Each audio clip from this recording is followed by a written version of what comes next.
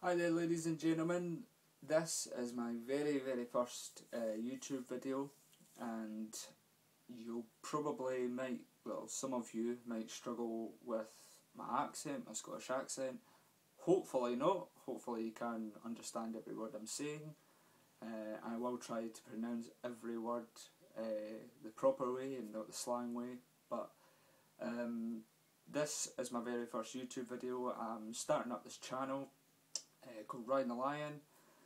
I know it sounds like something from Butlins or, like some stupid shit. But basically, this will be an entertainment channel. I'll not be showing off anything or doing anything special. What I'll be doing is mainly reviews of games, DVDs, CDs. We'll talk about music topics, we could talk about video game topics, and movie topics, film topics. So basically, in general, entertainment. This is the very first video. This is going to be a review, actually a game review, of Max Payne 3. Now, I bought this last week, and I've played through it, I've completed it, just on normal difficulty because it is quite hard on normal anyway. And I've also played a little of the multiplayer as well, so altogether, we'll talk about the story first, so you get a general idea, especially if you haven't played Max Payne 1 or 2. But that is the thing about this game, because it is Max Payne 3, you don't really necessarily need to play Max Payne 1 and 2. Sure, it would be good to get a little insight of the story, and you kind of see what's happened in his past and how much trauma and stress and everything he's basically went through, like over the years since he lost his wife and child. And that's not a spoiler. If you haven't played this game, you find that out like pretty much straight away. So, and you might already know anyway if you've heard from other people. But this game, we'll talk about the story. It starts not at the start and not at the beginning. It just at the end, sorry, it's right in the middle, the very middle of what's happened. It kind of goes back at segments and shows Max what's happened to him in the past and how he got to this moment that you start playing at.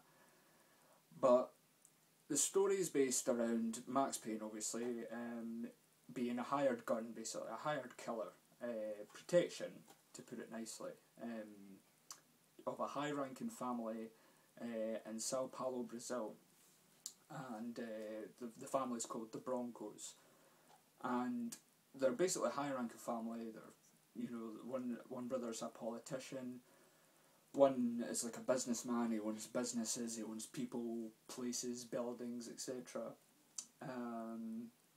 The other one's just a kind of douchebag, like he just acts really stupid, he's into the drug business kind of thing. So they're pretty rich, they've got money, they've got plenty of money. And they hire Max and his partner Passos to protect them, basically, and protect their family. And it starts off basically that one of the Bronco brothers, his wife gets kidnapped, and Max obviously has to go after them. And the story kind of develops. It develops really well. There's lots of characters in this. They've done great character development on it. They showed a lot of detail in the characters, and the story progressed really well. You didn't just jump into a certain moment. Straight away, the action does start, which is great. You're not bored with a 20-minute cutscene or that. You do have your cutscene at the start, and then you're kind of right in the action. And the tutorial at the start, especially if you haven't played the previous Max Payne games, you'll find it quite easy to get used to, because there's the tutorial at the start. I'll tell you what buttons what, how to do this, etc. So that's basically the story. I don't want to tell you any more because there's lots of twists and turns. There's lots of people you'll meet. There's lots of places you'll go. So the story is really good, and I think it is mainly story based, this game, because we'll talk about the multiplayer right now. The multiplayer is really good. I'll give it, I'll give it good marks, because although it doesn't have a lot of game modes, I think, I can't remember off the top of my head, I think there's maybe about 8 game modes, and they're all really good. I've played all of them, and they are good. The maps are quite good as well, but sometimes they're a little, off balance. You can have a match, a team deathmatch, regular team deathmatch of 2 against 2 in this big, huge, massive map, and you have to go running for them and stuff like that. So sometimes it is good, sometimes it's boring. I will admit, I've played maybe about 10, 12 matches online, and they've all been really fun. Don't get me wrong, I played Gang Wars, I played Painkiller, Team Deathmatch, Normal Deathmatch, kind of just free for all, and they're all really good. I really enjoyed, playing them. The only problem I really do have is the respawn system. The respawn system is really poor in this game. There'll be times where you die and you'll start and you'll be right next, and I'm not kidding you, right next to an enemy straight away, and then you die, or like the poor guy that you get because you've just appeared and respawned out of nowhere. It's just very unfair that way, and it can be very surprising. It can be very frustrating at times as well. But the multiplayer is good and it's quite fun, but definitely not one that you would play for hours upon end. Definitely not one that you'd play, constantly for, kind of like Call of Duty. You get a lot of people that play Call of Duty for the multiplayer and they don't play the single campaign. But this, you can see that they really concentrated on the single player campaign. You can see that because it goes into a lot of detail, there's a lot of twists in it, there's a lot of great character development in it, and it kind of rounds it off really well. The past 2 Max Payne games, it's just like he's been constantly hounded by this darkness, all the stress and all the trauma that he's went through with his family, losing his family, being a cop in New York City, things like that. And it rounds it off really well. I'll not say the end if you do want to buy this game, but it rounds it off really well, and it is, a really good story. It's quite interesting, it's intriguing, it really grips you. We'll talk about the combat now. Now, the gameplay in it is frustrating. Now, I say that because, in Uncharted, where sometimes you just walk into a place, you find some cover and you think you've got the best cover, you think you're really in good coverage, no one can get you either side, things are going well, and then 1,001 enemies will come from nowhere and they'll just hound you and they'll constantly gunfire, bang, bang, bang, and you can't get a minute to, look around and take a few shots. Even with bullet dodge, shoot dodge, sorry, you'll jump in the air and you'll maybe pick off 1 or 2 guys, but because you lie and when you fall on the ground, you lie there until you press your analog stick to get up. They could take multiple shots at you and within minutes you're dead. Or they've got this thing called Last Man Standing where the camera slows down to bullet time, but it only works if you've got a painkiller. The camera will slow down to bullet time, and the guy that's shooting at you, you need to make sure that you shoot him first before he starts shooting you again. So that was quite frustrating at points. And the gameplay is generally good.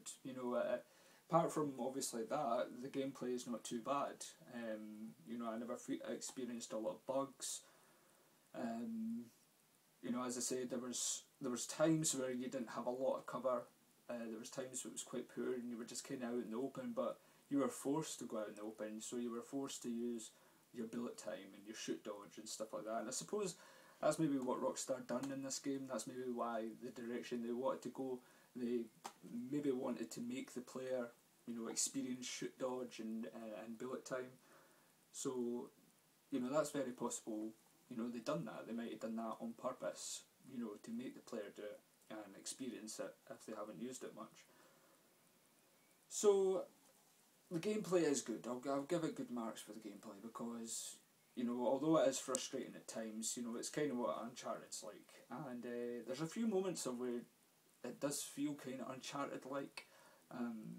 You'll be just in a situation where, obviously I won't reveal much, but you know, you could be like in a building or whatever like that, and you know it's a struggle to get out, and there's gunfire going off and explosions and stuff. So there's a lot of action in this game, a lot of action, and it is really, really good, and it is really fun, and as I say, quite gripping because, you know, the story's gripping. So definitely Max Payne 3, I would definitely recommend it to buy. You know, this is, you could rent it because, you know, you could play it and you could play it for about a week. You could definitely complete it in a week because I completed it within about 2 days. And the campaign's about 12 hours long, so you know you've got plenty of time, you know, to do the campaign. Relatively speaking, compared to a lot of campaigns nowadays, where they're maybe about 8 hours long or so, or some games are maybe like 4 hours long. That's quite good. You know, 12 hours, well, 10 to 12 hours gameplay is really good for the single player campaign. So definitely I recommended buy. I would definitely get it to buy. It's a game that I will go back to. I know I will go back to it at some point, not maybe time soon. Might play a little bit in the multiplayer more, excuse me. But yeah, it's definitely a game I will definitely go back to, and definitely a game that I would recommend to buy. But other than that, that's, you know, that's generally it. You know, there's not a lot of add-ons unless, you know, they will probably release DLC for it.